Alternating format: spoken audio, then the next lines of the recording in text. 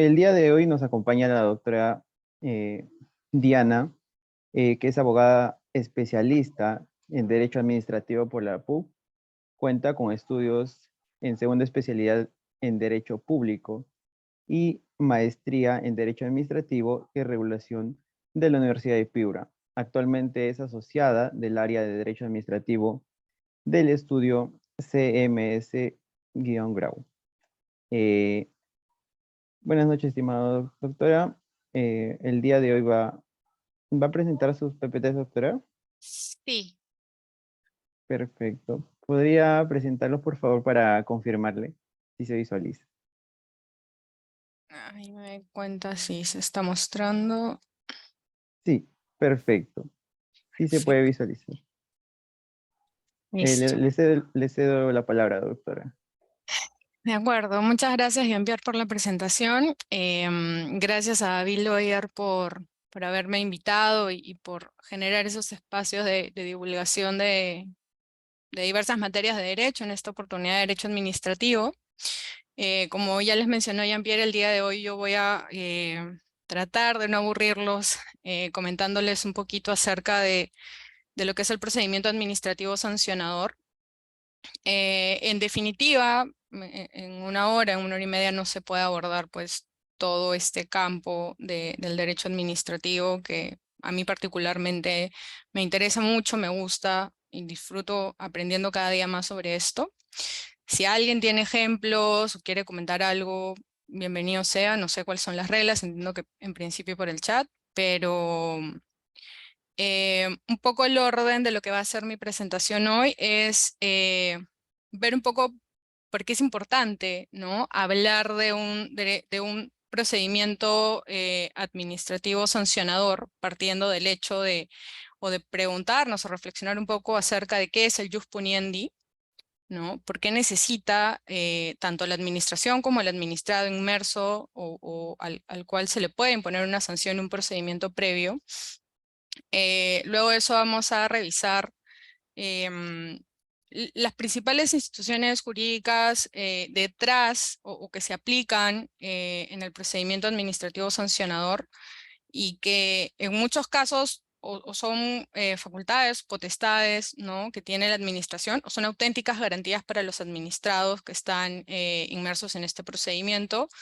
Y bueno, vamos a ver un poco también de la ordenación del procedimiento, ¿no? Como todo procedimiento pues tiene etapas, en la medida en la que cada una de las etapas va avanzando, los administrados pueden hacer una u otra cosa.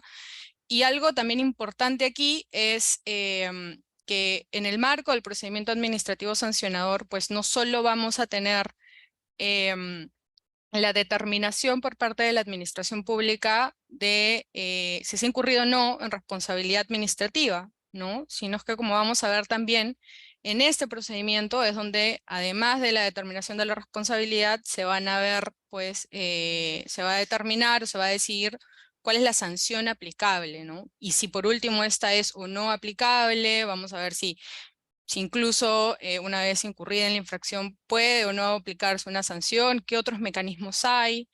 Em, y bueno, eso es lo que les quería comentar a modo de introducción. Como les decía, no podemos hablar de procedimiento administrativo sancionador sin comentar primero qué es el jus puniendi, ¿no? Como sabemos, el jus puniendi es una potestad del Estado em, en la medida en la que es el Estado quien tiene a cargo la protección de bienes jurídicos pues, relevantes para una vida en sociedad. Evidentemente esto es una definición amplísima. Vamos a ver que cada entidad de la administración pública va a tener competencias específicas para tutelar determinados bienes jurídicos, ¿no? No sé, OEFA de repente todo el tema ambiental, o Sinarminto todas las obligaciones derivadas de los contratos de concesión de las empresas distribuidoras o generadoras o transmisoras, los IPTEL, por ejemplo, que va a tener a cargo pues, las obligaciones que se derivan de los contratos de concesión de servicios públicos de telecomunicaciones, ¿no? Que ahí va a compartir incluso Ius Puniendi también con el MTC en muchos casos. Entonces, esos son unos ejemplos, pero en realidad el Ius Puniendi va a estar pues repartido según las competencias que tienen atribuidas cada entidad del Estado. evidentemente esta asignación de jus puniendi tiene que darse por ley, hay una reserva legal, así lo establece tanto la LEPAJ. Y es importante además considerar que tiene que haber una posibilidad de que el Estado castigue o reprima determinadas conductas que lesionen o ataquen estos bienes, ¿no es cierto? Como les comenté, el jus puniendi en sí es la potestad general, pero vamos a ver que hay dos sistemas que utiliza el Estado para ejercer esta potestad, ¿no? Vamos a tener al derecho penal, que no es materia del conversatorio del día de hoy, y vamos a tener además el derecho administrativo sancionador, ¿no es cierto? ¿Cuáles son las relaciones o cómo así es que pues, el legislador decide qué cosa va por el derecho penal y qué cosa va por el derecho administrativo? La doctrina señala que puede responder a la gravedad de la falta que puede tener la lesión de este bien jurídico tutelado y también un tipo de reparto de tareas, ¿no? Importante también comentar que hay principios comunes al jus puniendi que van a estar repartidos entre la justicia penal y el derecho administrativo sancionador. Vamos a ver cuando conversemos acerca de cuáles son los principios, ¿no?, contemplados en este régimen específico del procedimiento administrativo sancionador que tiene la LEPAJ, que muchos nos van a sonar, ¿no?, que están directamente vinculados con el derecho penal, pero van a tener una regulación diferente aplicada a lo que es un procedimiento administrativo.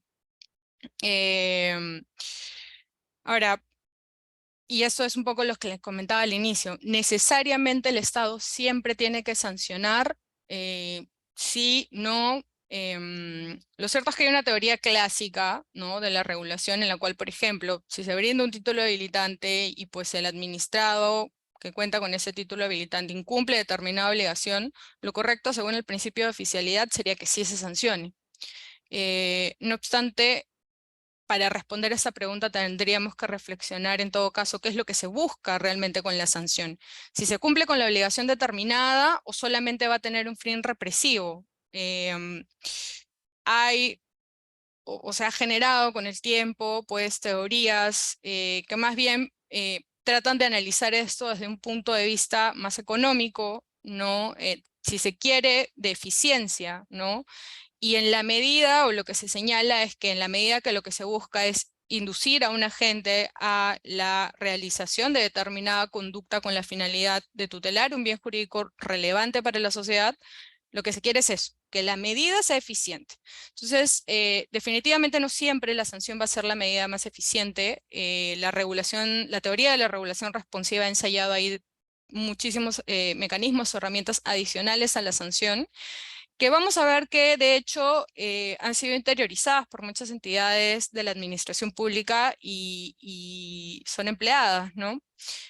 Así que no necesariamente toda comisión de la infracción tiene que terminar en una sanción. Vamos a ver que hay determinados reglamentos especiales que incluso, no sé, si recién se aprobó la obligación, incurriste en la infracción, lo más razonable o lo proporcional o lo correcto en términos de eficiencia para esta entidad de la administración puede ser, por ejemplo, o plantear una amonestación o plantear una comunicación preventiva, que es una especie de advertencia de que si pues vuelves a incurrir en el ilícito, pues ahí te sancionaré, ¿no es cierto? En principio voy a hacer muchas referencias a los organismos reguladores, que es digamos que quienes ejercen esta potestad. No obstante, como saben, las municipalidades también tienen jus puniendi. OEFA, que no es propiamente un organismo regulador, también lo ejerce. Entonces,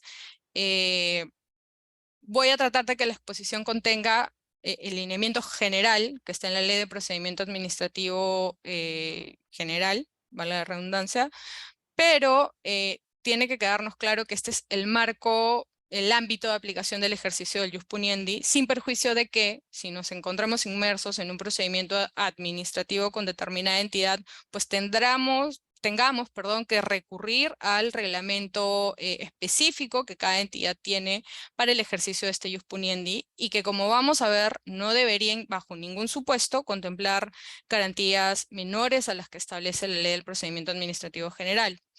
Y esto es lo que les decía, ¿no? ¿cuál va a ser el ámbito de aplicación o dónde van a estar las reglas del procedimiento administrativo sancionador?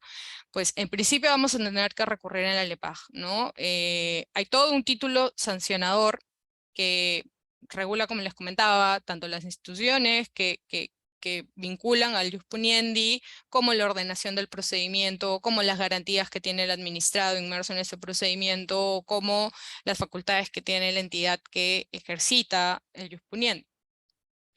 Sin perjuicio de ello, tenemos que reconocer también que hay una naturaleza convencional y constitucional de los principios de la potestad sancionadora, ¿no? Les he dejado ahí cuáles son las principales sentencias, tanto del Tribunal Constitucional como de la Corte Interamericana de Derechos Humanos, donde se ha reconocido, pues, mucho antes inclusive de que los principios que tenemos ahora en la ley del procedimiento los recoja, esta asimilación de los principios del derecho penal al procedimiento administrativo, ¿de acuerdo?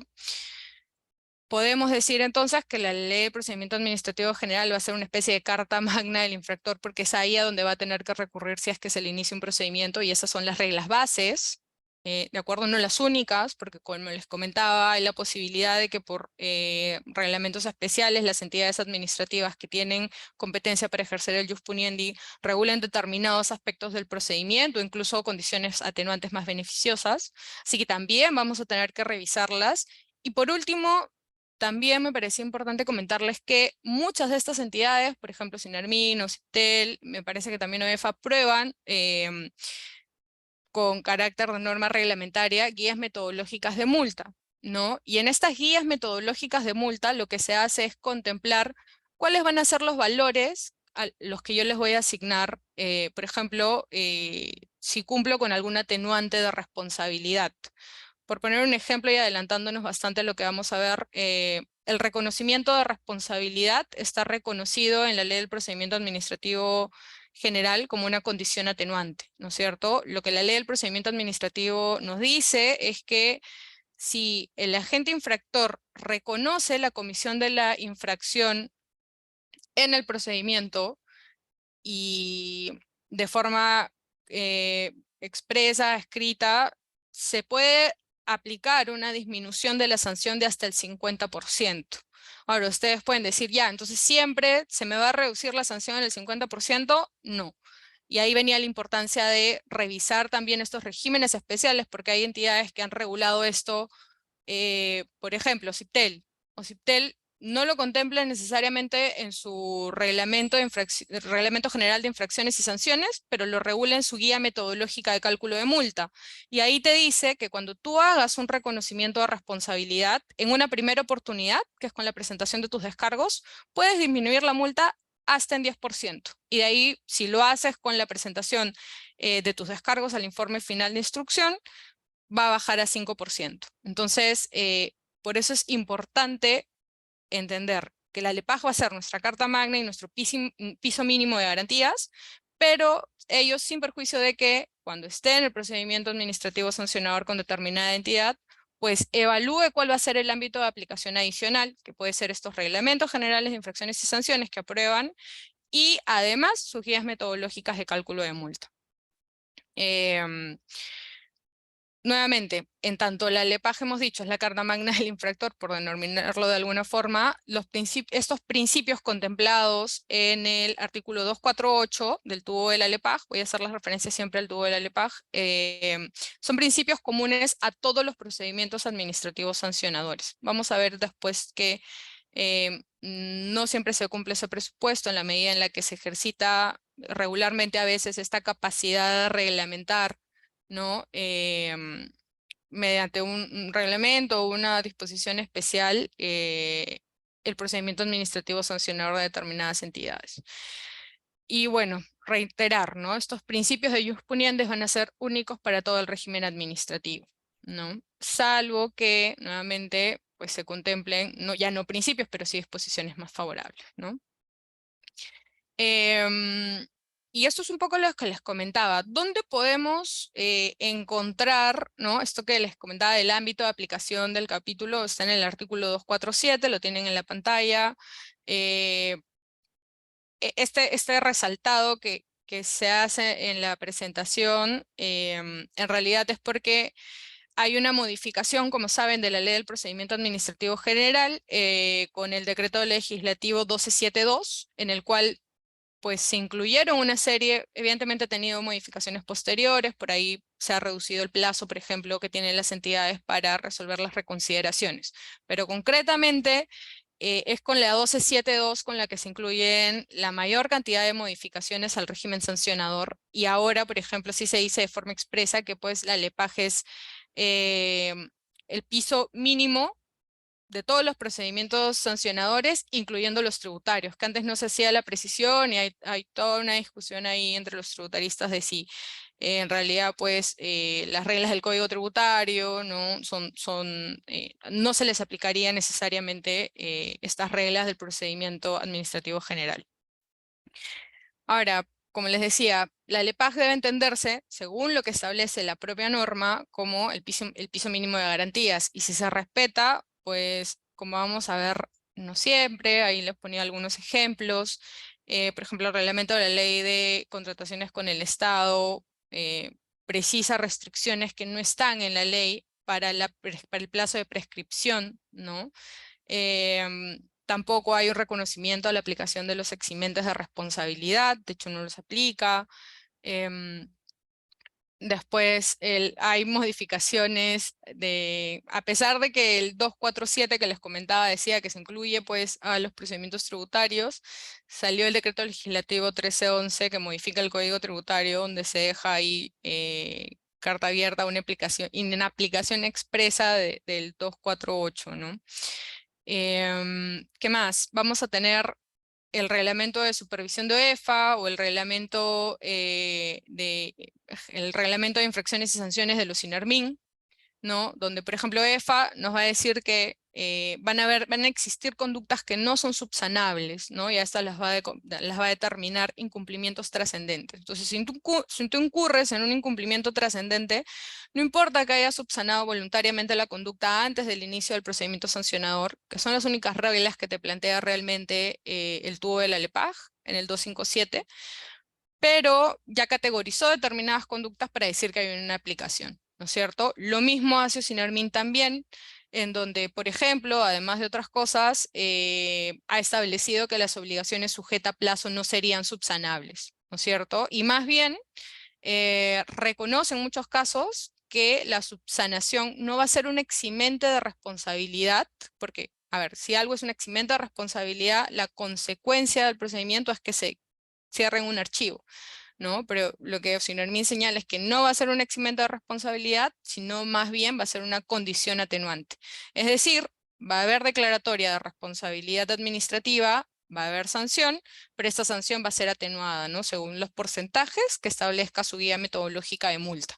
Entonces, no es una cuestión menor hacer la diferenciación entre lo que es un eximente de responsabilidad y lo que es un atenuante, y mucho menos perder de vista lo que establece el 247 del tubo de la LEPAJ cuando nos dice que este régimen regulado en la Ley de Procedimiento Administrativo General es un piso mínimo de garantías, ¿no es cierto? Bueno, otro ejemplo que no está directamente vinculado con esto es el reglamento de sanciones de la Municipalidad del INSE.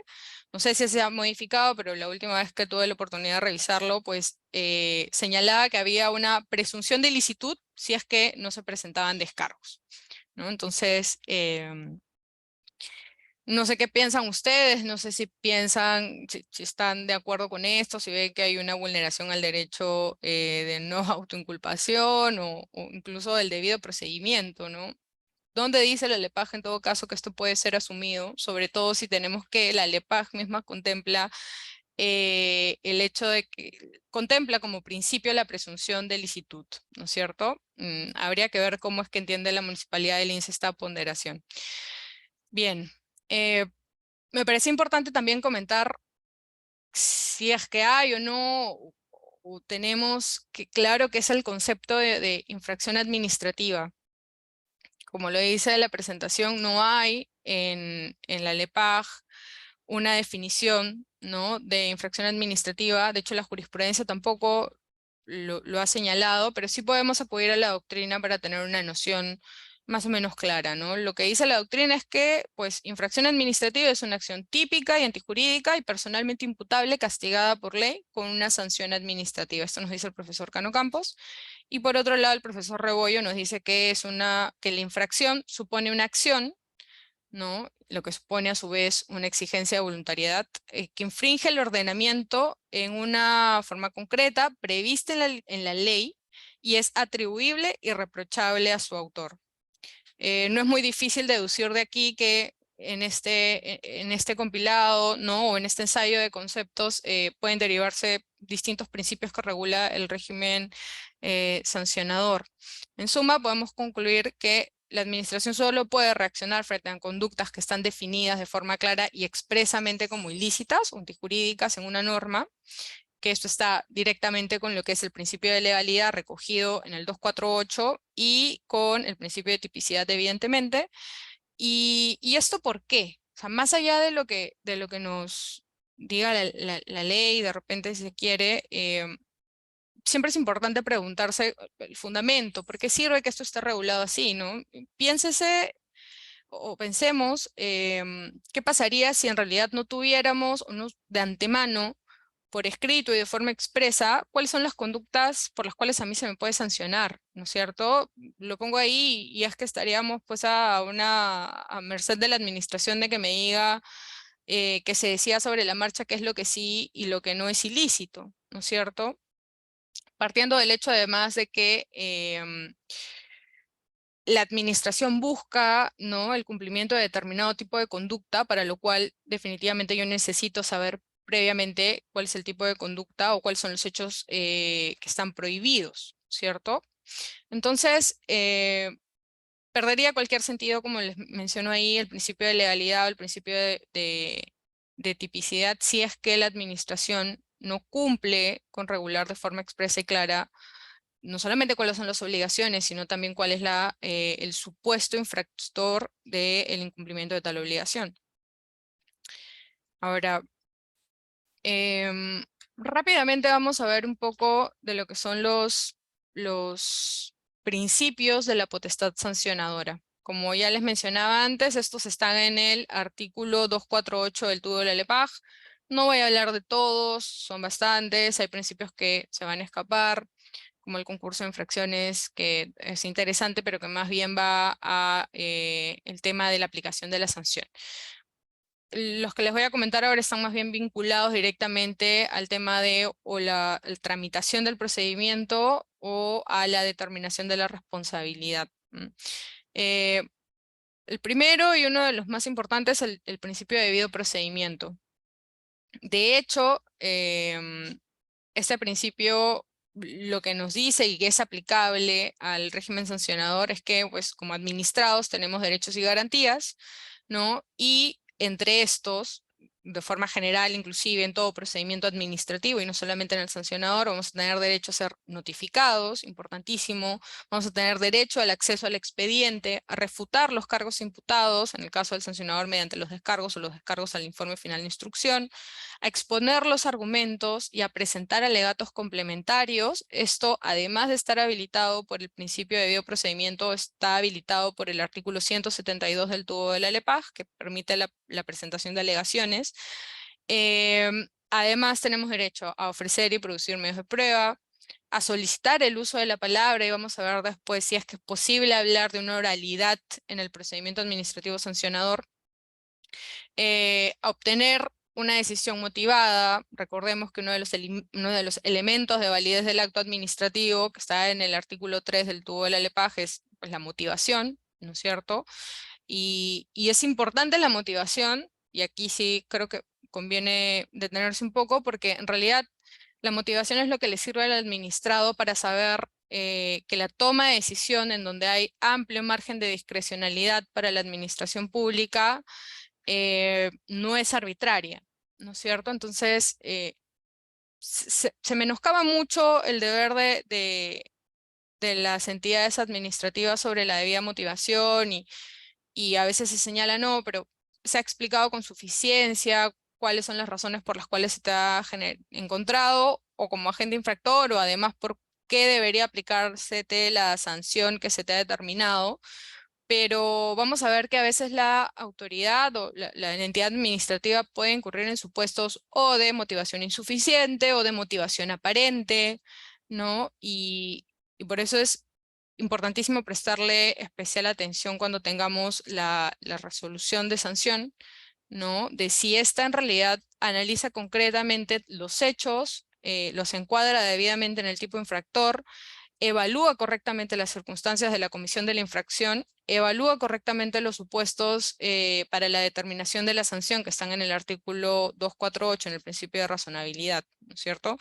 Todo este análisis es algo que yo le puedo hacer, que le tengo que hacer exigible a la administración sobre la base, y tiene que estar de forma expresa en el acto administrativo, sobre la base del principio de debido procedimiento y este deber de obtener, o este derecho a obtener una decisión debidamente motivada, fundada en derecho y emitida además evidentemente por la autoridad competente, ¿no?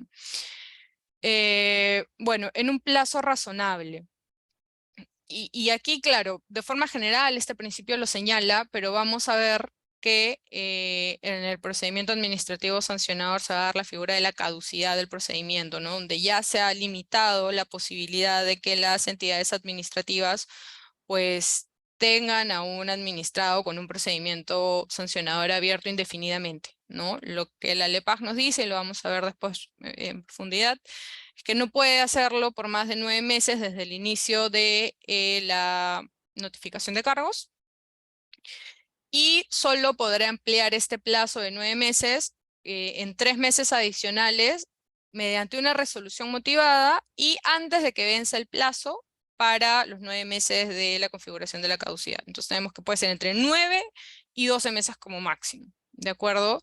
Entonces, esto se complementa ahí con este derecho que de forma general enuncia el principio de debido procedimiento en el tubo de la LEPAJ. Y evidentemente, como administrado en el marco del procedimiento y todo procedimiento administrativo, tengo derecho a impugnar las decisiones que los afecten, ¿no es cierto? ¿Mediante qué? Mediante los recursos administrativos, que como sabemos pues son la reconsideración y la apelación.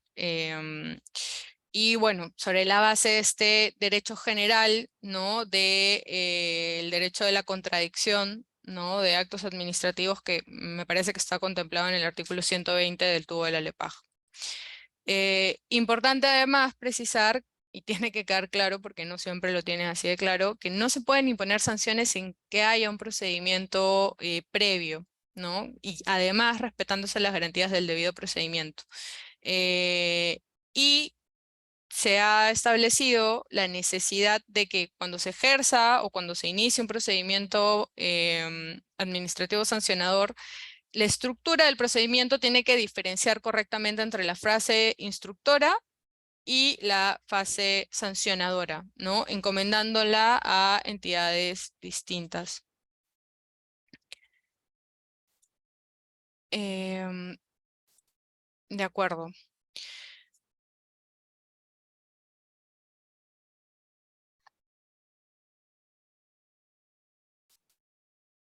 Solo para detenernos un poco en la necesidad o por qué es beneficioso que el procedimiento administrativo sancionador cuente con 2 etapas diferenciadas, ¿no? Con una etapa de instrucción diferenciada de la sancionadora.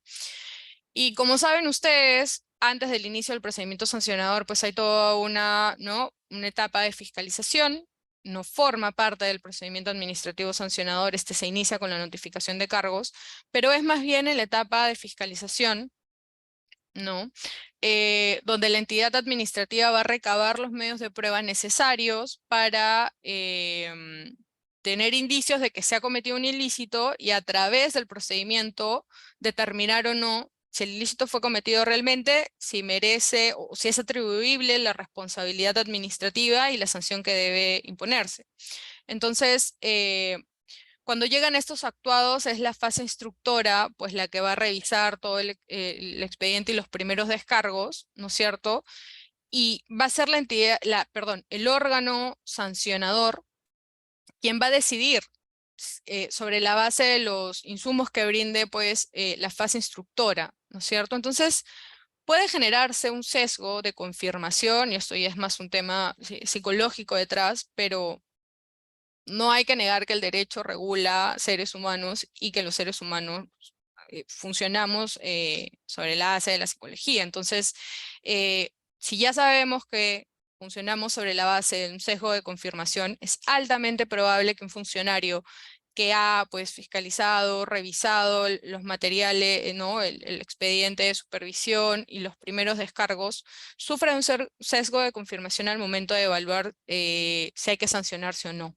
Entonces, sobre la base de esto, lo prudente es recomendar la imparcialidad, ¿no? Asegurar la imparcialidad, mejor dicho, en el procedimiento sancionador y separar estas etapas, ¿no? La fase instructora de quien finalmente va a resolver si hay responsabilidad administrativa, cuánto es la sanción aplicable, y bueno, después veremos que ahí a veces va a ser recomendable que el informe final de instrucción recomiende la multa que podría imponerse o no. En fin, eso lo veremos un poco más adelante. Pasemos ahora al principio de razonabilidad. Eh, Como saben, el principio de razonabilidad está contemplado dos veces en la Ley del Procedimiento Administrativo General. Van a encontrar una regulación en el título preliminar, ¿no es cierto?, que más bien y de forma general establece esta orden a las entidades administrativas de que cualquier decisión, no medida de gravamen, que tome una entidad tiene que hacerlo pues de forma proporcional y apegada a los fines públicos que busca tutelar.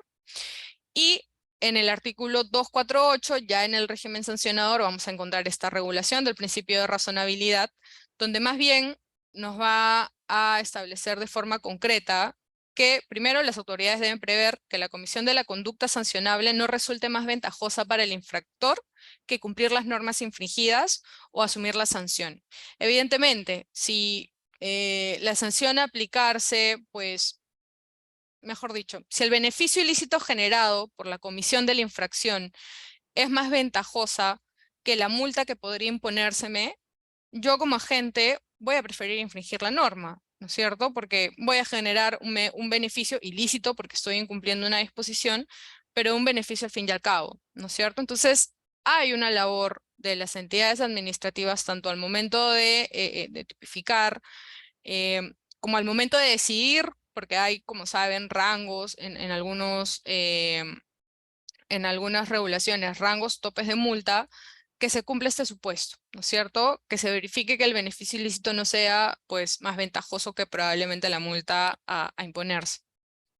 Sin perjuicio de ello, la autoridad no puede imponer una sanción sin analizar los criterios de gradación de la sanción que están establecidos en el principio de razonabilidad. Em, Solo como comentario, la regulación anterior del principio de regulación establecía que más bien era un orden de prelación, ¿no es cierto? Que había un orden de prelación entre estos criterios, ahora no, ahora en principio la entidad administrativa que debería analizarlos todos, todos son igual de importantes, eh, pero importantísimo es que se analicen todos porque a falta de uno, y si la entidad administrativa no me dice cómo es que llega a determinar que hay un beneficio ilícito, no sé, de 100 UITs o 1 millón de soles, pues habrá un vicio de motivación sin duda, ¿no es cierto? Entonces estos son aspectos importantes a revisar al momento de, ya sea que yo sea un funcionario de la administración pública y esté pues determinando qué sanción voy a poner, tendré que tener cuidado de incluir el análisis de todos estos criterios de graduación y deben estar claros en la resolución que emita, o si soy un administrado y me encuentro frente a una resolución de sanción, pues tengo que ver cómo es que la autoridad ha valorado cada uno de estos criterios, sobre la base de qué y cómo lo ha motivado, ¿no es cierto? Em, los criterios de graduación los tienen en pantalla: el beneficio ilícito que se genera por la comisión de la infracción, la probabilidad de detección de la infracción, si se ha generado o no el daño al interés público o al bien jurídico protegido, si hay además un perjuicio económico generado por la conducta infractora. Se ordena además la evaluación de la reincidencia por la comisión de la misma infracción. ¿Ya? Esto es una condición atenuante, es una condición agravante, perdón, de la multa. Lo que nos establece la LEPAJ de forma general es esto, ¿no? Si en el plazo de 1 año desde que quedó firme la resolución que determinaba responsabilidad administrativa, tú vuelves a cometer el ilícito, pues se te agravará la sanción. Y aquí viene la importancia de tener siempre en cuenta los regímenes especiales sancionadores de cada entidad, porque hay entidades que pueden regularlo esto como o es el 100% de la multa, es decir, si en el caso anterior te multé con 4 ITs, ahora te voy a multar con 8, o el agravante puede darse por primera vez que reincides es el 50% y después el 50%, ¿no es cierto? Entonces vamos a ver ahí cuál es el criterio que está empleando la administración en el caso concreto.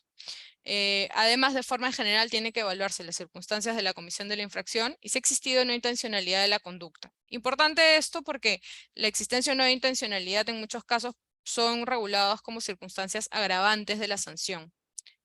Si no me equivoco, o si usted considera, si es que está probado, tiene cómo acreditarlo, de que ha existido intencionalidad en la comisión de la infracción, considera un agravante de 50% de la multa calculada, ¿cierto? Eh, ya les comentaba si era relevante o no haber suprimido el orden de prelación. Yo creo que en realidad es correcto. Es importante que la administración tenga claros cuáles son los criterios y que en cada caso concreto determinado criterio puede ser más relevante que otro, ¿no es cierto? Entonces el orden de prelación ahí limitaba más bien esta labor de la administración al momento de determinar la sanción, ¿no? Sin perjuicio de que, aunque ahora no hay un orden de prelación, pues la motivación sea el candado al que debamos volver cuando la administración evalúe o ejercite, digamos que, la asignación de valores para estos criterios, ¿no? Y bueno, como novedad es la regulación especial al tema de la reincidencia y que ahora se ha incorporado dentro de los criterios el criterio de probabilidad de detección. La probabilidad de detección también está regulado a veces en las guías metodológicas de multa de las entidades o a veces en sus propios reglamentos generales de infracciones y sanciones, ¿no? Normalmente los tasan como probabilidad alta, muy alta, medio, baja, y está directamente vinculado con qué tan probable es que la administración en el marco de la fiscalización se dé cuenta de que la gente está incumpliendo, ¿no? ¿Por qué? Porque evidentemente, por ejemplo, en el caso de telecomunicaciones, no es lo mismo verificar el cumplimiento de una obligación de entrega de información que haces a través de una carta, ¿no? O sea, te pide, por ejemplo, a determinada empresa operadora que le entregue información. Entonces, la probabilidad de detección del incumplimiento de esta obligación de entrega de información va a ser fácil, porque voy a tener que constatar qué pedí y qué entregó, ¿no es cierto? Pero hay otras obligaciones, por ejemplo, la validación de la huella biométrica al momento de la contratación de cada línea móvil. O sea, evidentemente hay un esfuerzo adicional, ¿no? Y una dificultad para que la administración conozca todos los supuestos de incumplimiento. Normalmente para la verificación de esta clase de obligaciones lo que se hacen son muestreos, ¿no? Entonces, es esta probabilidad de detección la que son valores de 0.5, entonces calculan la multa y la multiplican por estos valores, ¿no? Esto ya es más bien una tarea económica, pero no puede perderse de vista que aunque sea económica, tiene que estar reflejada en la resolución de sanción. O sea, tengo que conocer cuál fue el valor que la administración recogió para el criterio de probabilidad de detección. Saliendo un poco del tema del principio de razonabilidad, que hemos analizado más bien el tema vinculado a la forma de determinación de sanciones, pero que no perdamos de vista, por favor, también que en la evaluación del principio de razonabilidad, pero más bien el que está recogido en el título preliminar, la administración tiene ahí que evaluar si es que siempre y necesariamente lo que conversábamos al inicio era necesaria la sanción. Muchas veces se contempla, por ejemplo, la posibilidad de, en lugar de una multa, imponer amonestaciones, ¿no es cierto? O estas cartas o comunicaciones preventivas. Entonces, esto tiene que englobarse también dentro de el uso del principio de razonabilidad en el marco del procedimiento administrativo sancionador. Ahora, pasemos a otro principio importantísimo en el procedimiento administrativo sancionador, el principio de tipicidad. También sufrió modificaciones por el decreto legislativo C72. lo que nos dice el principio de tipicidad es que solo van a constituir conductas sancionables administrativamente aquellas infracciones previstas expresamente en normas con rango de ley o mediante su tipificación como tales, sin admitir interpretación extensiva o analogía. Las disposiciones reglamentarias de desarrollo pueden especificar o graduar aquellas dirigidas a identificar conductas o determinar sanciones, pero no pueden constituir nuevas conductas sancionables a las que ya están establecidas legalmente. Salvo, y este pues es el cajón de desastre que utiliza la mayoría de entidades administrativas, que mediante ley o decreto legislativo se permita tipificar infracciones por norma reglamentaria. Los organismos reguladores de hecho tipifican todas las infracciones de las obligaciones de fiscalización a su cargo, pues por resoluciones de consejo directivo en la gran mayoría de casos, ¿no? Entonces, ahora, discutir si esto es válido o no, hay postulados a favor del principio de eficiencia en que en realidad esto sí debería permitírseles a las entidades de la administración, porque son pues las que están metidas en la materia, son las que al supervisar estas obligaciones están en mejor capacidad de señalar que sí y que no puede ser una infracción, y que pues más bien ponernos en extremos formalistas o legalistas podría llevar a una tarea que el legislador no va a estar en la capacidad de hacer, ¿no es cierto? Lo que no podría pasar bajo ningún supuesto es tener normas sancionadoras en blanco, que ciertamente vamos a encontrar que hay una serie de entidades que sí los tienen, ¿no? Como la clásica redacción de, o cualquier obligación, calificar como infracción cualquier obligación que estén en los reglamentos aprobados por OSINARMIN, por ejemplo, ¿no? O una que fue muy discutida, de hecho, si no me equivoco, en el 2018 y que llegó al Tribunal Constitucional y fue declarada inconstitucional inclusive, era el artículo 46 del reglamento de la ley de Contraloría, me parece, que tipificaba, o sea, el criterio que señaló el Tribunal Constitucional para declararlo como inconstitucional era que no satisfacía el subprincipio de taxatividad del principio de tipicidad, ¿no es cierto? Entonces, claro, era una norma amplísima, ¿no? Era como que podría ser sancionado cualquier funcionario que incumpla cualquier disposición administrativa a su cargo. Algo, y qué cosa específica, cualquiera. Entonces, evidentemente era una norma amplísima. Por ahí Contraloría pues señaló que en realidad se le estaba quitando, ¿no? la potestad sancionadora. A mi modo de verla, digamos, la aplicación de este principio yo creo que más bien fue una decisión, sacando del lado del tema político, sino más bien el lado jurídico, una decisión acertada porque evidentemente la redacción era pues amplia, ¿no?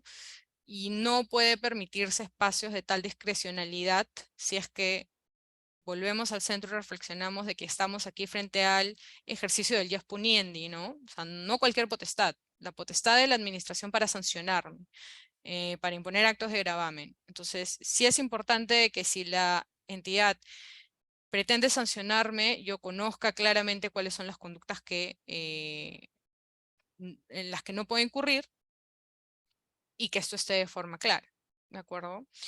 Finalmente, se señala que el principio de tipicidad señala que a través de la tipificación de infracciones no se pueden imponer a los administrados el cumplimiento de obligaciones que no estén previstas previamente en una norma legal o reglamentaria según corresponda.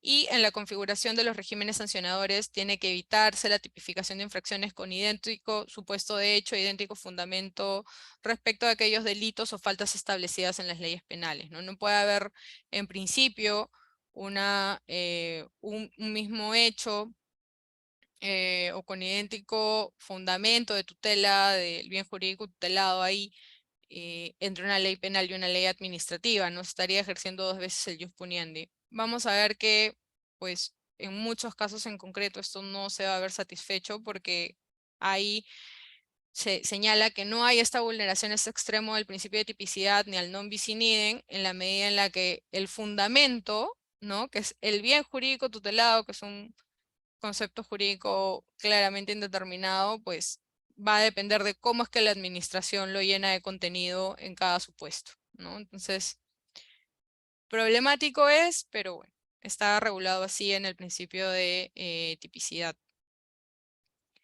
¿Qué es lo que podemos decir entonces? Que el principio de tipicidad es un mandato para el legislador, ¿no? Para quien va a tener la tarea para el legislador, la entidad, si es que tiene atribuida la capacidad de tipificar infracciones, como ya decía, está habilitado por el 248, pero va a haber un mandato para la prohibición de tipificar como medio para crear obligaciones. El orden es, tienes una obligación aprobada específica y sobre la base de esa obligación tipificas cuál es la conducta ilícita concreta, y además la prohibición de duplicidad de la tipificación bajo el ius puniendi penal también. Y además va a haber un mandato para quien aplica la norma. Es decir, claro, no solamente para quien la diseña y quien aprueba y la establece en una norma que puede ser o ley o norma reglamentaria, sino es que también para quien se encarga de resolver el procedimiento administrativo sancionador, ¿no es cierto? Tiene que verificar que la norma sancionadora no es una norma sancionadora en blanco en principio.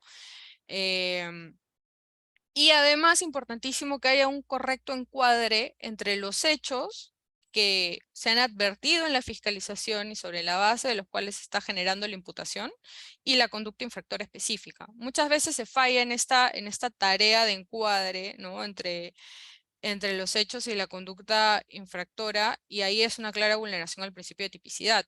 Ya hemos comentado acerca de las normas sancionadoras en blanco, y bueno, como comentario, para ver que igual, aunque se trate de regular todo, hay supuestos que nunca vamos a terminar de contemplar, es este tema de las normas de remisión privadas, ¿no?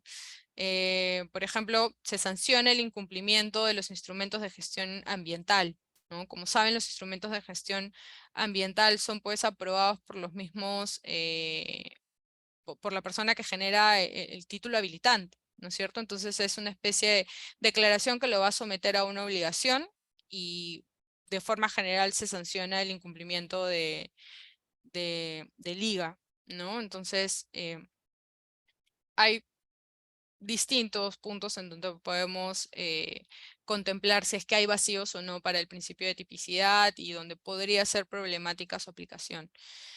Bien, después tenemos el principio de retroactividad. Sobre el principio de retroactividad, importante decir que van a ser aplicables las disposiciones sancionadoras vigentes al momento que se incurre en el hecho infractor, salvo que las normas posteriores sean más favorables, ¿ya?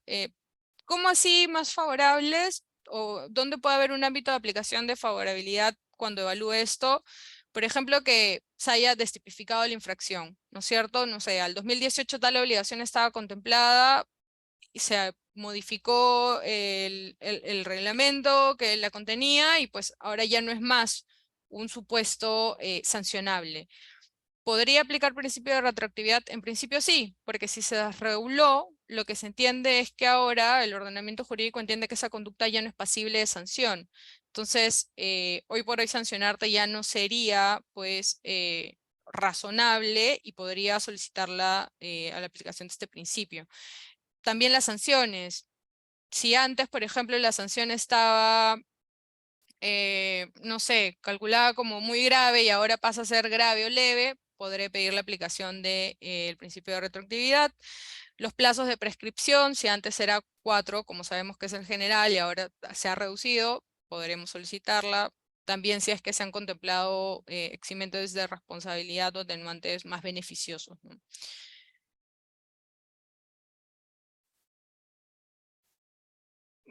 Acá ponía un caso, igual les voy a compartir la presentación, pero era un caso donde concretamente el OCIPTEL decide aplicar el principio de retroactividad benigna porque la nueva guía de cálculo, la nueva guía metodológica de cálculo de multa aplicada al hecho anterior a su entrada en vigencia arrojaba un valor inferior de sanción, ¿no? Rápidamente, el principio de culpabilidad lo que nos dice es que la responsabilidad administrativa es subjetiva, ¿no? Salvo casos en los que por ley o decreto legislativo se disponga la responsabilidad objetiva.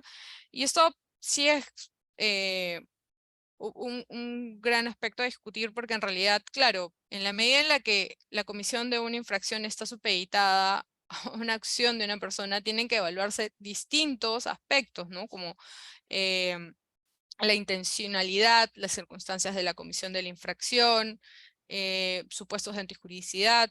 Entonces, más bien lo que hace el régimen de responsabilidad objetiva es limitar este análisis y plantear simplemente, ¿no?, la atribución de responsabilidad administrativa a la simple verificación de la comisión de la infracción, ¿no es cierto? Entonces es un régimen rígido, que de hecho creo yo que no se condice con el esquema que está planteado en la Ley de Procedimiento Administrativo General. Me parece que Sinermin señala que cuenta con este tipo de régimen de responsabilidad objetiva, y por eso es tan difícil a veces discutir, pues, solamente el tema de la determinación de la responsabilidad, sino es que más bien ya entras a discutir aspectos como la determinación de la sanción.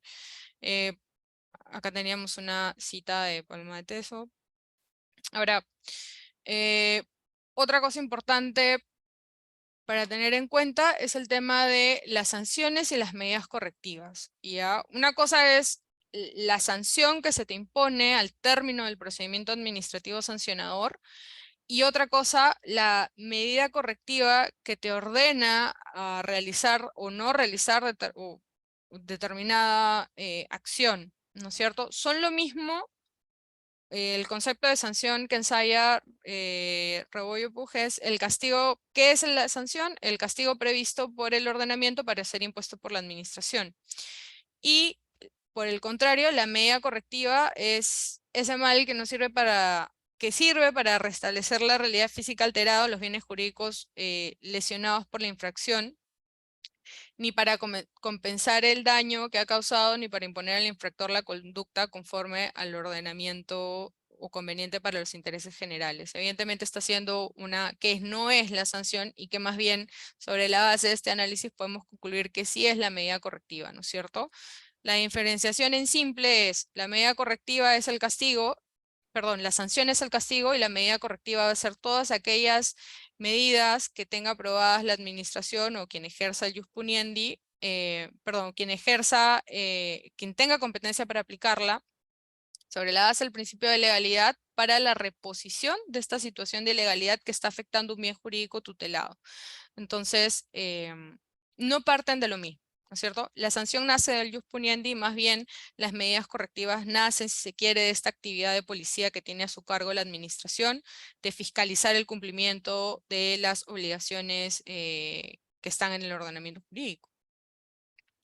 Sobre la base de esto, ahora es importante saber que a mí puede sancionárseme, y en el mismo acto administrativo puede imponérseme una medida correctiva, ¿no es cierto? No son incompatibles, son más bien una especie de medidas complementarias, ¿no? Como les decía, la sanción va a buscar o pues un fin represivo, que no debería ser en todos los casos sobre la base de la regulación responsiva, o asegurarse que no haya pues un beneficio ilícito generado más favorable que la sanción imponerse.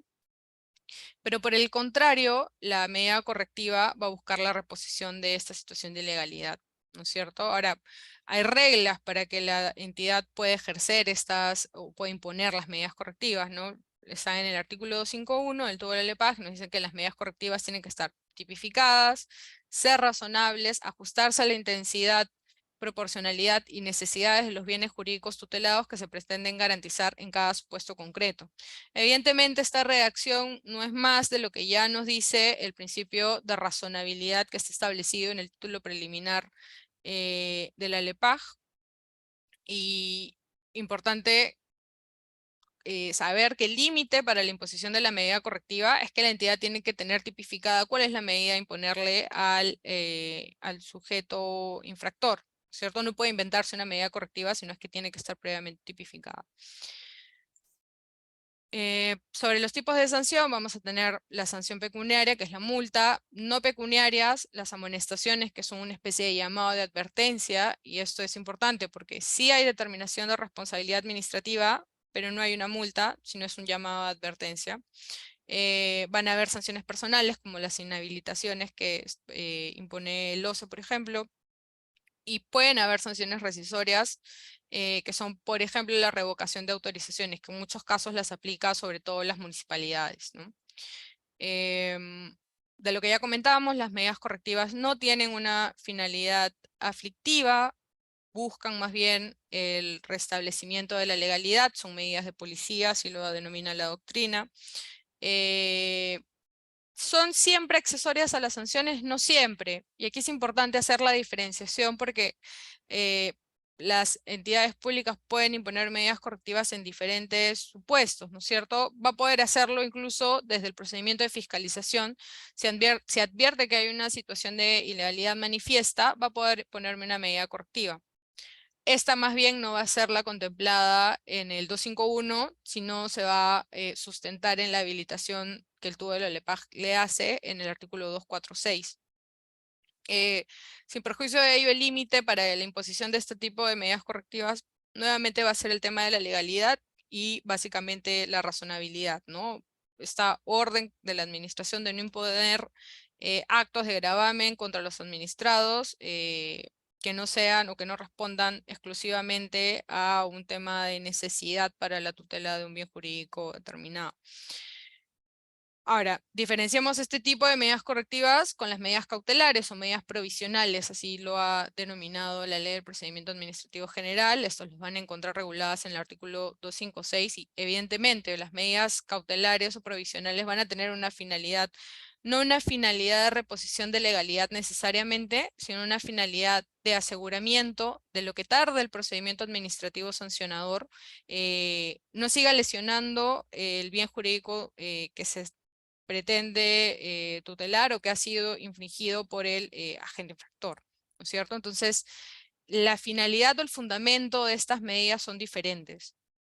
De hecho, en principio, la medida cautelar requiere para su imposición la existencia de un procedimiento administrativo sancionador previo, aunque vamos a ver que, por ejemplo, me parece que OSIPTEL en su Reglamento General de Infracciones y Sanciones contempla la posibilidad de imponer medidas cautelares o provisionales fuera del procedimiento, supeditado al hecho de que en 30 días hábiles la entidad administrativa inicie el procedimiento sancionador, ¿no es cierto? Bueno, después tenemos las medidas correctivas complementarias a las sanciones, que esas sí van a ser complementarias, esas más bien van a estar habilitadas por el artículo 5.1 del TUO de la LEPAJ. Como ya hemos visto, este artículo deja claro que no es imposible ni constituye un exceso de punición, ni mucho menos, el hecho de que la administración decida motivadamente, razonable o proporcionalmente poner una sanción y adicionalmente una medida correctiva. Importante conocer que el incumplimiento de las medidas correctivas podría llevarnos incluso al inicio de otros procedimientos administrativos sancionadores. Es decir, incumplí determinada obligación, ¿no? Imagínense la entrega de información. Incumplí el artículo 7 del del Reglamento General de Infracciones y Sanciones de los OSIPTEL y se me inicia un procedimiento sancionador. Se me sanciona y además se me ordena como medida correctiva la entrega de la información que no entregué, ¿no es cierto? Como medida correctiva. Bien, pues ya se me sancionó y además se me impuso la medida correctiva sobre la cual el OSIPTEL va a tener la posibilidad de fiscalizar el cumplimiento de la medida correctiva, ¿no es cierto? Entonces, en el marco de esta fiscalización va a emitir un informe en el que diga, oye, ¿cumplió la medida o no cumplió la medida? ¿Entregó la información o no la entregó? Si no le entregué, está tipificado, ¿no? En estos regímenes especiales el incumplimiento de las medidas correctivas. Entonces voy a tener una sanción por no haber entregado la información en un primer momento y otra porque la obligación ahora nace del cumplimiento de la medida correctiva y se me va a sancionar. Entonces hay que tener cuidado con cuáles son, digamos que, las consecuencias de incumplimiento de las medidas. Lo mismo ocurre con el incumplimiento de las medidas provisionales, ¿no? De hecho, si me ponen una medida provisional, ¿voy a poder cuestionarlo? No, sí, voy a poder apelarla, pero a diferencia, por ejemplo, de lo que ocurre con la sanción, cuando yo apelo una resolución de sanción, la entidad no puede ejecutar la sanción todavía. No obstante, si yo apelo la medida cautelar o la medida correctiva, esto no va a suspender el plazo de cumplimiento. Entonces, así yo apele en 15 días hábiles, si la medida correctiva me imponía un plazo de cumplimiento de 5 días, yo no puedo decir, ah, no, pero es que todavía estoy apelando. No, no hay suspensión del acto, de la orden de acto administrativo ahí, porque el fundamento de la medida correctiva y de la medida cautelar es diferente, ¿no es cierto? Hay que tener en claro eso. Puede derivar en una nueva infracción y además la interposición de recursos administrativos sobre estas medidas pues no va a suspender su ejecutoriedad. Ya comentamos un poco adelantándonos el tema de las medidas cautelares. Eh, Está regulado en el artículo 256. La autoridad que tramita el procedimiento puede disponer en cualquier momento la opción de medidas de carácter provisional que aseguren la eficacia de la resolución final que pudiera recaer con sujeción a lo previsto en el artículo 146, que contempla pues, los límites que le comentaba, ¿no? El tema de proporcionalidad, razonabilidad. Después nos dice em, que no se pueden dictar medidas de carácter provisional que puedan causar un perjuicio de difícil o imposible reparación a los intereses o que impliquen la violación de sus derechos, y las medidas de carácter provisional no pueden extenderse más allá de lo que resulte indispensable para cumplir los objetivos cautelares en el caso concreto. Evidentemente, estas medidas digamos que estos límites a la facultad de imponer medidas provisionales voy a ejercitarlas a través del recurso de apelación, si se quiere, y podría cuestionarla ahí, ¿no? Si es que, no sé, se me impone un plazo más extenso del que es necesario, o incluso si es que en el marco del cumplimiento de la medida provisional logra acreditar que ya se revirtió la conducta infractora y no es necesario mantener la acción obligada, tendré que comunicárselo a la entidad para que la deje sin efecto, ¿no? Ahora, las medidas provisionales se extinguen por causas reguladas en el tubo del LPAG. Primero, evidentemente, por la resolución que pone fin al procedimiento en el que se ha ordenado y por la caducidad del procedimiento sancionador. Saliendo un poco del tema de las medidas correctivas o las medidas previsionales, hablemos ahora un poco de lo que es la prescripción. De forma general, como ya sabemos, la prescripción en realidad lo que hace es una especie de castigo a la entidad que no cumple con ejercer la acción del jus puniendi frente al incumplimiento de determinada conducta infractora, ¿no es cierto? Lo que le hace es quitar la posibilidad de la administración de iniciar el procedimiento administrativo sancionador a pesar de que verifique el cumplimiento, si es que ya se venció el plazo de prescripción. El régimen general que contempla el LEPAJ es de 4, sin embargo, como les comentaba, vamos a tener que ver cuál es el régimen especial.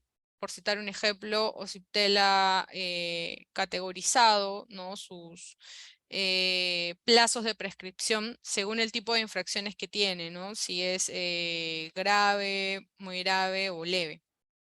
Y los reduce a, me parece que 4, 3 y 2 años. Una modificación que en realidad ya se hacía, pero quedaba un poco bajo la duda de si era posible o no que la entidad pueda declarar de oficio la prescripción de la conducta, ¿no? De la prescripción en sí. Ahora ya lo reconoce el tubo de la LEPAJ, esta es con la modificatoria del 1272, la autoridad puede declarar de oficio la prescripción, incluso si es solicitado de parte también, y va a dar por concluido el procedimiento cuando advierta que se ha cumplido el plazo. Bueno, también hay un tema de responsabilidad detrás del funcionario que deja pues caer el plazo de prescripción, ¿no? Entonces, ¿qué va a ser importante al momento de evaluar los plazos de prescripción? Y que también es problemático porque en realidad, si ustedes revisan los reglamentos, las entidades no te señalan qué clase de infracción es, o sea, si es una infracción instantánea, si es una infracción permanente, si es una infracción continuada o una instantánea de efecto permanente. ¿no? Eso no lo señalan los reglamentos, no los contemplan de forma clara, entonces es un problema al momento de que cuando el administrado quiere deducir el plazo de prescripción. O sea, hay una fuerte falta de seguridad jurídica en ese extremo. Evidentemente van a haber, o sea, yo puedo decir, ¿no? Si hay ya un pronunciamiento que reconoce determinada infracción como instantánea, pues podré deducirlo. Pero ¿qué pasa en aquellas infracciones en las que no, y más bien entras a deducir si esta es un tipo de infracción permanente o más bien continuada? Y es importante porque va a haber una diferencia en el plazo aplicable, desde cuándo cuentas el plazo de prescripción de la infracción. Y parece una cuestión menor, pero lo cierto es que las fiscalizaciones y los inicios del procedimiento no se dan de forma inmediata, ¿no? Muchas veces en el 2023 te están fiscalizando obligaciones de repente del 2020 o anteriores, ¿no? Donde sí vale la pena, quizás, imagínense en estos casos donde les digo que, por ejemplo, si Tel sí contempla un régimen más beneficioso de prescripción de 2 años, ahí sí cabe evaluar si es que ya prescribió o no la acción de la administración para perseguir esa infracción, ¿no? Entonces, ese es un tema problemático, el hecho de que no se contemplen en los reglamentos cuando se tipifican las infracciones, qué clase de infracción va a ser, ¿no? Porque solo así yo puedo conocer realmente, o mejor dicho, hacer oponible a la administración el inicio del plazo de prescripción. Evidentemente, en el marco del procedimiento voy a poder pues, cuestionarlo, ¿no? Deducir argumentos, pero finalmente no hay nada que yo pueda vinculante a la administración para decirle si esta es determinado tipo de infracción o no. Ya les comenté que ahora se permite la apreciación de oficio y la posibilidad de que se ejercite responsabilidad administrativa o funcional contra la persona que tiene a cargo el inicio del procedimiento administrativo. Ahora, no solamente prescriben las infracciones, sino también prescribe la multa o la posibilidad de, ¿no? De que la administración pues haga exigible el cobro de la multa. La LEPAJ lo regula de forma general, hace una remisión en principio a leyes especiales o por defecto establece el plazo de 2 años, ¿no? Desde que el acto ha quedado firme o desde que existe una sentencia con calidad de cosa juzgada en el proceso contencioso administrativo. Como ocurre, hay una posibilidad de suspensión del plazo para la prescripción de la multa y esto, cuando se suspende este plazo, evidentemente con el inicio del procedimiento de ejecución forzosa o también con la presentación de la demanda de revisión judicial del procedimiento de ejecución forzosa. Y bueno, a diferencia de la prescripción de la infracción, en este caso va a proceder solo a pedido de parte. Y bien, ahora terminando con el tema de, digamos que las principales consideraciones, institutos que tenemos que conocer cuando hablamos del procedimiento administrativo sancionador, tenemos a la caducidad, ¿no? Ya les había adelantado, la caducidad más bien ya no va a perseguir a la acción de la administración para iniciar el procedimiento sancionador o castigar la infracción, sino más bien va a castigar la inacción durante la tramitación del procedimiento administrativo, ¿no es cierto? No puede excederse el plazo de 9 meses, solamente si es que mediante resolución motivada y antes del vencimiento de este plazo de 9 meses emite una resolución, podrá prorrogarlo por 3 meses adicionales. Bajo ningún supuesto, un administrado tendría que estar incurso en un procedimiento administrativo sancionador por un plazo mayor a 12 meses, ¿no? Ahora, hay algunas reglas interesantes ahí que tienen que considerar. El hecho, por ejemplo, de que haya las medidas preventivas, correctivas y cautelares del procedimiento caducado, lo que nos dice la LEPAJ es que se van a mantener vigente durante un plazo de 3 meses adicionales, en tanto se disponga el inicio de un nuevo procedimiento administrativo sancionador. Porque claro, algo importante es que, claro, la caducidad afecta al procedimiento administrativo sancionador, pero no a la acción de la administración para perseguir la infracción. Entonces, puede haberse declarado la caducidad de mi procedimiento y no obstante en un mes iniciárseme otro si es que todavía no pues, se ha computado el plazo de prescripción de la infracción. Es decir, en realidad puede seguirse abriendo el procedimiento ahí, ¿no? Sin perjuicio de que puedan evaluarse algún tipo de responsabilidad por parte del funcionario que dejó caducar el procedimiento. ¿Cómo se cuenta el plazo de 9 meses? En algún momento se quiso decir que era de fecha a fecha, como lo establece el tubo de la LEPAJ, adicionándosele este plazo que tiene la administración para notificar actos administrativos, como por ejemplo en el silencio, como se exige en el silencio administrativo. Pero en este caso no, aquí se cuenta de fecha a fecha, ¿no? El plazo de 9 meses incluye ya en sí mismo el plazo que tiene la administración para la notificación de la resolución de sanción.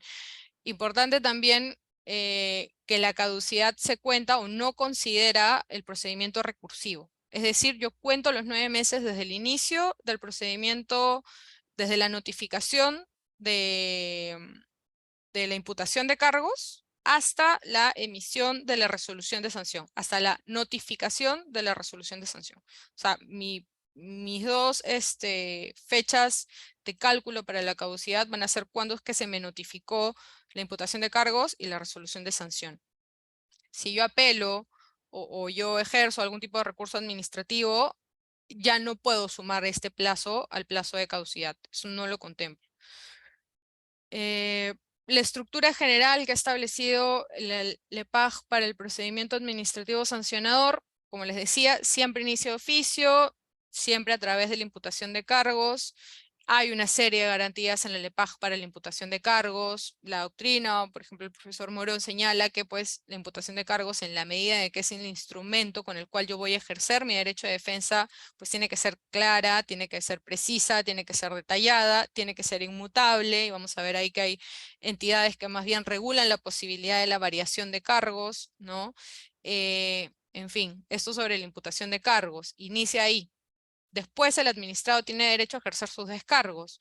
El plazo mínimo establecido en la LEPAJ para el ejercicio de este derecho de descargos es de 5 días hábiles, sin perjuicio de que las entidades administrativas normalmente puedan otorgarte un plazo adicional según la complejidad del procedimiento administrativo que se trate.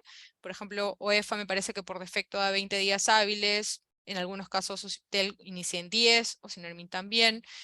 Y ello sin perjuicio de que el administrado pueda ya como una petición graciable, solicitar la prórroga de este plazo para los descargos, ¿no? Ahí siempre la administración va a tener que avisarte antes del vencimiento del plazo y tú tienes que presentar la prórroga antes del vencimiento del plazo de los descargos, si es que te lo otorgo o no.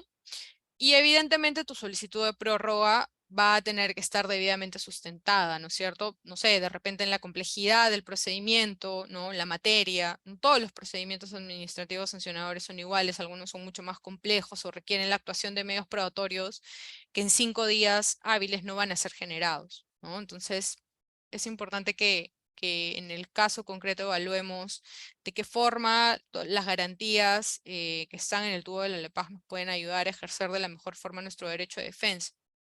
Y de cara a la administración de tutelar adecuadamente el debido procedimiento, ¿no? ¿Qué pasa después de que se presentan los descargos? Pues el órgano instructor va a emitir el informe final de instrucción, ¿no? Va a evaluar cuáles son los descargos en esta primera etapa, va a cotejar los medios probatorios que se presenten en esa etapa y va a determinar si es que se prosigue con se sigue con el procedimiento y recomienda más bien la determinación de la responsabilidad administrativa y la imposición de una sanción, o más bien recomienda el archivo del procedimiento. Es importante saber que el informe final de instrucción no cierra el procedimiento, ¿no? Sino que siempre es necesario que se emita una resolución, inclusive en aquellos casos en los cuales, o sea, sí viene dado por la redacción del 255, inclusive en los casos en los que el informe final de instrucción recomienda el archivo, va a ser necesario que la administración evalúe y acoja o no la recomendación que se hace en el informe final de instrucción. Cabe decir que después del informe final de instrucción, el administrado va a poder presentar unos descargos adicionales. Nuevamente el plazo aquí va a ser de 5 días hábiles o más, el mínimo es 5 días hábiles. Y estos descargos ya van a ser analizados no por el órgano instructor, sino por el órgano resolutor, ¿no es cierto? Entonces, mi tarea como administrado en el procedimiento administrativo sancionador es revisar el informe final de instrucción, evaluar cuáles son los argumentos que utiliza para su recomendación, si fuera el caso de determinación de responsabilidad, y además evaluar, aunque no ocurre en todos los casos, pero evaluar si es que hay una recomendación de la multa a determinarse o de la sanción a determinarse, ¿no? Porque finalmente, como sabemos, quien va a determinar la responsabilidad administrativa y quien va a determinar la sanción aplicable va a ser el órgano resolutor. Entonces, tendré que tener ahí especial cuidado de rebatir los argumentos que señale el informe final de instrucción, o de repente mejores medios de prueba que acrediten o la licitud de mi conducta o las circunstancias de la comisión de la infracción, que deben ser valoradas, de repente ya no para un archivo del procedimiento, pero sí para un cálculo de multa menor, ¿no? Finalmente, el procedimiento termina pues con la resolución del órgano sancionador.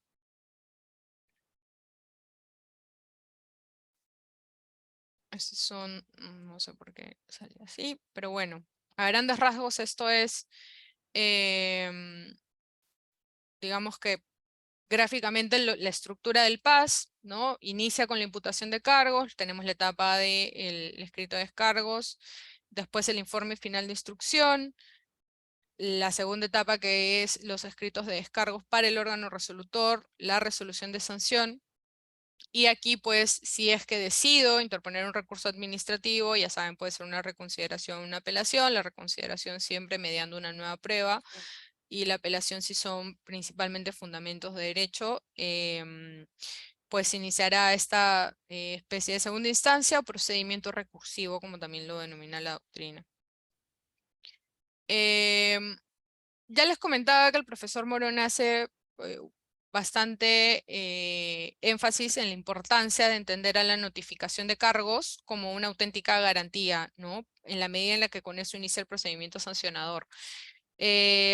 En ese sentido, pues la imputación tiene que tener y tiene que reflejar de forma clara, y así también lo establece la LEPAG, los hechos que son materia de imputación y cómo estos se encuadran en el tipo infractor que se me está imputando, además de la posible sanción a imponérseme y quién es el órgano encargado pues, de tramitar el procedimiento, ¿no? Ante quién puedo presentar mis descargos. Estas son algunas cuestiones que sí o sí tiene que llevar la notificación de cargos.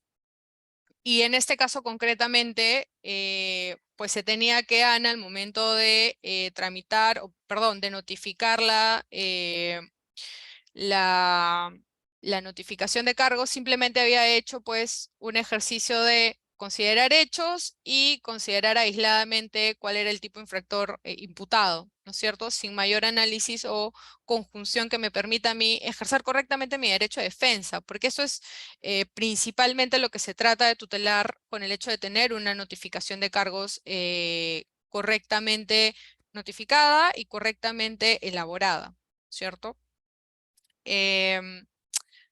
Muy brevemente, porque ya se nos acaba el tiempo, hay la posibilidad, ya lo revisamos, estaba contemplado en el principio de debido procedimiento, de que se den informes orales en la tramitación del procedimiento administrativo sancionador. ¿Podemos hablar de una oralidad necesariamente en el PAS?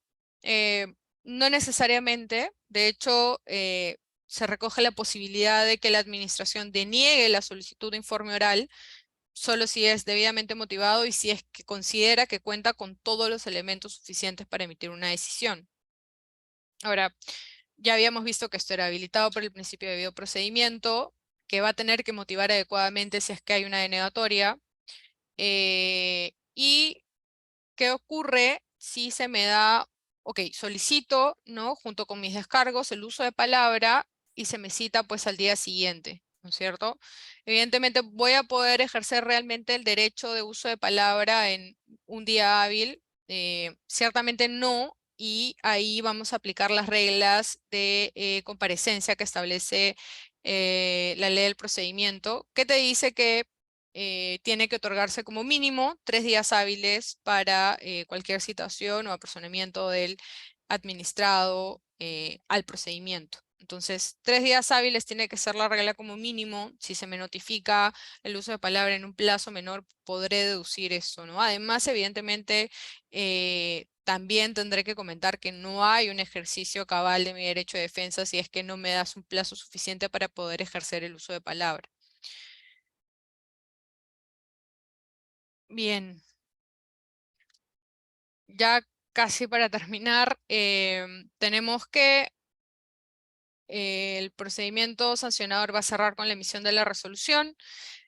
El 258 establece cuáles son los criterios que tiene que tener la resolución, sin perjuicio de que a esto le sean aplicables todos los elementos de validez de un acto administrativo, ojo. O sea, igual voy a poder valorar el artículo 3 del Dual LEPAG y todos los elementos ahí. Entonces, sin perjuicio de ello, es importante conocer que la resolución tiene que tener una vinculación clara de los hechos imputados y la consecuencia jurídica que se me está imponiendo, el análisis de la infracción, el análisis de la sanción aplicable, ya les dije, la evaluación de todos los criterios de determinación de la sanción que están en el artículo 248 en el principio de razonabilidad, y si fuera el caso, el sustento de las medidas de restablecimiento de legalidad o medidas correctivas que se ha impuesto. O sea, no vale decir simplemente has incurrido en responsabilidad administrativa, o sea, que haya todo un desarrollo sobre por qué se incurrí en infracción administrativa y no se motive absolutamente nada sobre por qué se me está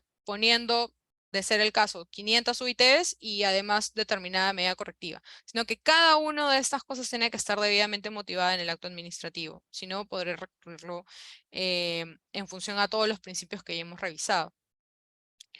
Finalmente, esta prohibición de reforma en peor, ¿no? Cuando el infractor sancionado recurra, impugne la resolución adoptada, la resolución de los recursos no puede determinar imposición de sanciones más graves para el sancionado. Finalmente, no olvidar el tema de los eximentes y los atenuantes de responsabilidad. Ambos están regulados en el 257 del tubo de la LEPAG. Los eximentes de responsabilidad van a tener como consecuencia el archivo del procedimiento administrativo sancionador. Ojo, no siempre van a configurar el hecho de ausencia, ¿no? de la conducta infractora. Por ejemplo, la subsanación voluntaria, ¿no? O sea, en la subsanación voluntaria sí se evidencia la configuración de la conducta infractora, sin embargo, por una técnica legislativa y política criminal, se ha decidido archivar el procedimiento si es que se verifica que el administrado pues, cumplió con subsanar su conducta con anterioridad al inicio del procedimiento, que es la notificación de la imputación de cargos, ¿no es cierto? Entonces, aquí sí existe antijuridicidad, todos los elementos ¿no? del tipo infractor. Sin embargo, es un eximente adoptado por una técnica legislativa. El tema es que hay mucha resistencia, y eso ya lo comenté antes, para su aplicación, ¿no? Hay una noción por parte de los funcionarios o de las entidades de la administración pública de que es una especie de repente herramienta de impunidad, sí, no sé si estoy exagerando, pero en muchos casos o se va por un tema de ilegalidad y se restringe hasta en sus reglamentos especiales, o pues hay, sin que lo hayan contemplado así en sus reglamentos especiales, simplemente le inaplican sobre la base de argumentos más bien que incurren a veces en motivación aparente, ¿no? Como, no sé, sí, sí se dan los presupuestos para la subsanación voluntaria, pero es una infracción de imposible subsanación por el tipo de daño generado, ¿cierto? ¿Qué es eso? ¿Dónde está? ¿Cómo así? No hay mayor motivación al respecto y simplemente se da la inaplicación, ¿no es cierto? Más allá del tema de falta de motivación o motivación insuficiente o aparente, vamos a ver también que hay una infracción a la legalidad claramente, porque lo cierto es que el 257 del tubo del PAG no establece mayores condiciones para su aplicación, y ya hemos dicho que el tubo de la LEPAG, pues, y el régimen sancionador en especial es un piso mínimo de garantías, ¿no es cierto? Bueno, sin perjuicio de la subsanación voluntaria, existen otros eximentes o tenantes de responsabilidad, el caso fortuito de la fuerza mayor, que definitivamente aquí va pues a romper el nexo causal, el tema de obrar en cumplimiento de un deber legal o el ejercicio legítimo, perdón, del derecho de defensa, la incapacidad mental, una orden obligatoria de autoridad competente expedida en el ejercicio de sus funciones. Muchas veces está el tema del error inducido por la administración o por disposición administrativamente confusa o ilegal, que ahí ya vemos el tema de repente una deficiencia, ¿no? Al momento de la tipificación de la infracción. Bueno, tenemos el tema de la subsanación voluntaria. En este cuadro van a encontrar a qué responde cada uno de los eximentes. Como les decía, no necesariamente hay ausencia de responsabilidad, sino que puede ser un tema de punibilidad, ¿no? Técnica, un tema de técnica de política criminal. Bien, ya habíamos comentado esto, ¿no? Cuáles son los alcances o las restricciones que hay a los eximentes de responsabilidad. Y finalmente está el tema de los atenuantes de responsabilidad. Ya les había comentado, la LEPAJ no regula mucho acerca de esto, simplemente establece de forma expresa el reconocimiento de responsabilidad como un atenuante. Lo que te exige es que sea de forma expresa y por escrito, no tiene que ser redundante. Si yo reconozco en principio la comisión de la infracción, no es congruente presentar descargos, ¿no es cierto? Después está el tema regulado también de que en los casos en los que la sanción aplicable sea una multa, la consecuencia de deducir el reconocimiento de responsabilidad en el procedimiento, perdón, es reducir el monto de la multa en un monto no menor de la mitad de su importe. Es decir, la LEPAJ permite que las entidades reduzcan hasta máximo un 50% de la multa base calculada, pero nuevamente tendremos que irnos a los reglamentos especiales o a las guías metodológicas de multa para saber cómo es que regula cada entidad la aplicación de este atenuante de responsabilidad. Y además, importante, la LEPAJ deja abierta la posibilidad de que las entidades administrativas regulen por norma especial otras condiciones atenuantes, ¿no? Y ahí nuevamente está esta tarea de voltear a ver qué es lo que dice el reglamento. Por ejemplo, Ciptel hasta hace unos años ya lo sacó de su regis, pero reconocía como condición atenuante de responsabilidad la ejecución de medidas que aseguren la no repetición de la comisión de la infracción. Esta condición atenuante me parece que podía reducir en un 10% la sanción multa calculada, pero bueno, se sacó finalmente del regis porque había muchos problemas en términos probatorios, ¿no? ¿Cómo acreditaban los concesionarios públicos de telecomunicaciones que las medidas implementadas para asegurar la no repetición de la infracción necesariamente eran eficientes o cumplían esa función? Al menos ese era el nivel digamos, de estándar de prueba que se les exigía, y lo cierto es que los hechos, muy pocas resoluciones de OCIPTEL acogieron el tema de la aplicación de este atenuante, entonces se optó por eh, ya no contemplarlo en el regis. ¿Qué otras cosas pueden ser consideradas atenuantes y que los van a encontrar en reglamentos especiales? El cese de la conducta, ¿no? El cese de la conducta, de repente la reversión de los efectos, no necesariamente entonces en la notificación de cargos, sino más bien ahí tendríamos la subsanación voluntaria, pero como les decía, por ejemplo, Sinermin sí contempla que algunas infracciones, como no son subsanables, si tú pues cesas, reviertes los efectos antes del inicio del procedimiento sancionador, va a ser un atenuante. Y ahí para mí hay un problema de legalidad, ¿no? Creo que se está desnaturalizando lo que es el eximente por subsanación voluntaria, pero es un comentario. Después, bueno, nada, está aparte, ojo, de la regulación de atenuantes de responsabilidad. Muchos de estos reglamentos especiales contemplan también medidas agravantes, derivan, por ejemplo, el tema de, ¿no? Bueno, ya está la reincidencia, en algunos casos 100%, en otros casos escalonado de 50 más. Ya conversamos también acerca de la valoración que se le hace a la intencionalidad o al dolo, ¿no? Al momento de la comisión de la infracción. Y esto va a tener como consecuencia agravar la sanción de la multa base que se impone, ¿no es cierto? Bien, yo creo que, no sé si me equivoco, Jean-Pierre, pero ya me excedí un poquito el tiempo. tú me avisas. Sí, doctora.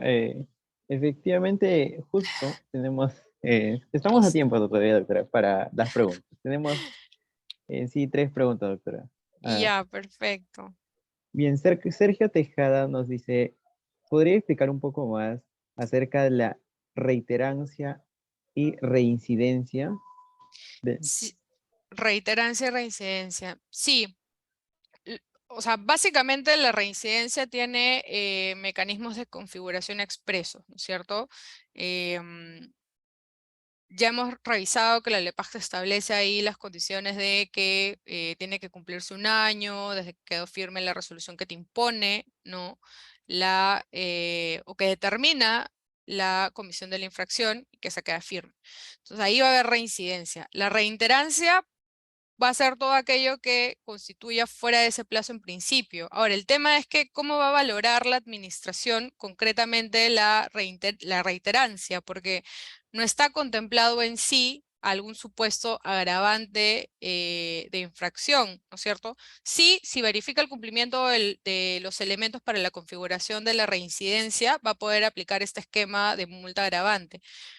Sin embargo, ocurre, ¿no? He tenido la oportunidad de verlo tanto en los casos con Ociptel o con Ocinermin, que sí se evalúa el tema de la reiterancia, pero como un supuesto de circunstancia de la comisión de la infracción. Es decir, no necesariamente, por ejemplo, lo aplica como un agravante de la sanción, pero sí te dice, oye, además, en el periodo 2015-2 y en el periodo 2015-3, ¿no? Si son obligaciones de evaluación periódica, incumpliste. Entonces, no puedo considerar que tu medida ha sido diligente, etcétera, ¿no? Entonces, yo creo que la mayor limitación que vas a tener ahí es el tema de cómo materializa la administración el agravante, ¿no? La reincidencia está contemplada, la reiterancia no, ¿cierto?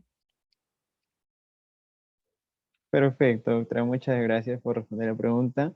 Otra pregunta dice, ¿cuál es la diferencia entre procedimiento administrativo sancionador y el procedimiento administrativo disciplinario? Em, o sea, parten o en principio debería aplicársele los mismos principios, ¿no? Pero como sabemos, el disciplinario más bien está pensado para los funcionarios de la administración pública. Entonces hay un fundamento diferente para la aplicación o para la constitución de este procedimiento. Sin perjuicio de ello, nuevamente no encontraría yo supuesto ajeno para que no se aplique como norma piso todo el régimen sancionador que está establecido en el tubo del LEPAJ. Yo sé que no se hace así. Sé que, al igual que ya he comentado, que pasa con otros reglamentos especiales, los reglamentos que rigen, puede ser el procedimiento administrativo, el disciplinario, no contemplan todas las garantías, pero considero que no debería ser así. Creo que la Ley de Procedimiento Administrativo General ordena, ¿no?, el uso del jus puniendi, y el uso del jus puniendi no es algo ajeno al procedimiento, al disciplinario, ¿no es cierto? No entendería entonces cuál sería el fundamento en todo caso para inaplicar los supuestos de pisos mínimos del todo del LPAG. Perfecto, doctora. Muchas gracias. Y una de las últimas preguntas es, ¿cuál es la diferencia entre responsabilidad administrativa subjetiva y la objetiva? Sí, lo comentábamos. De hecho, esto hay toda una discusión alrededor de esto sobre la base de la regulación del principio de culpabilidad, ¿no es cierto? Básicamente, el tema de la responsabilidad objetiva, diciéndolo en llano, nos lleva a considerar la comisión de una infracción como un supuesto práctico y directo para la aplicación de una sanción, ¿no? Entonces, se verifica la comisión del hecho infractor y se aplica la consecuencia establecida en el régimen, ¿no? Sin embargo, este supuesto de responsabilidad más bien subjetiva y que es la que la mayoría de la doctrina señala que es la que debería seguirse en todo procedimiento administrativo sancionador, obliga a la entidad o a la administración pública que ejercita el jus puniendi a analizar otros elementos de valoración, ¿no es cierto? Por ejemplo, el tema de la negligencia o la diligencia que ha tenido el administrado al momento de la comisión de la infracción. El principio de culpabilidad, a grandes rasgos, lo que te señala es que no debería caber sanción a aquel agente infractor que incurrió en la comisión de la infracción, a pesar de haber demostrado máxima diligencia y que no se haya probado dolo en la comisión de la infracción, ¿no es cierto? Entonces, sobre la base de ese análisis, si se ha cometido una infracción y ya se acreditó la máxima diligencia, no cabría imponer una sanción. Ahora, evidentemente la carga de la prueba ahí la va a tener el administrado que está en el procedimiento. Entonces vas a tener una serie de trabas al momento de pues, ejercer o sustentar porque te van a pedir, va a haber una elevación del estándar probatorio para acreditar la diligencia. De hecho, en casos concretos, por ejemplo, en materia de telecomunicaciones, lo que muchas veces dice el MTC o el regulador de OSITEL es que el estándar de diligencia que se espera de un administrado que cuenta con un título habilitante para la prestación de servicios públicos de telecomunicaciones no es el estándar de diligencia que se le puede plantear a cualquier empresa, o a veces incluso se puede ir más allá y dice que no es lo mismo pues una concesionaria con determinado número de usuarios que otra. Entonces vamos a ver ahí que la discusión, ya ni siquiera entre responsabilidad objetiva y subjetiva, sino entre los niveles exigibles de diligencia, que es un elemento valorativo en el marco de la responsabilidad subjetiva, pueden variar, ¿no? Y son márgenes de discrecionalidad amplísimos que, donde les comentaba, ahí pues va a entrar a traer todo el tema del ejercicio de la debida motivación, ¿no es cierto? Pero básicamente esa es la diferencia, ¿no? ¿Hasta qué punto evaluamos el tema de la diligencia o la falta de intencionalidad o dolo, y en el otro más bien limitarnos a la verificación de hechos y la aplicación de la consecuencia que establezca o que se haya tipificado, ¿no? Esa podría ser a grandes rasgos la diferencia entre los dos sistemas. Muchísimas gracias, doctora, por acompañarnos el día de hoy. Fue muy grata su presencia y también hacerle llegar los cordiales saludos por el Día Internacional de la Mujer y reconocerle sus arduas labores, ¿no? En el aporte, como en el día de hoy, nos ha hecho conocer a la comunidad jurídica. Muchas gracias, doctora. Esperamos contar en una próxima oportunidad con su participación. A Buenas ti, noches. Jean-Pierre. Muchas gracias. Buenas noches a todos.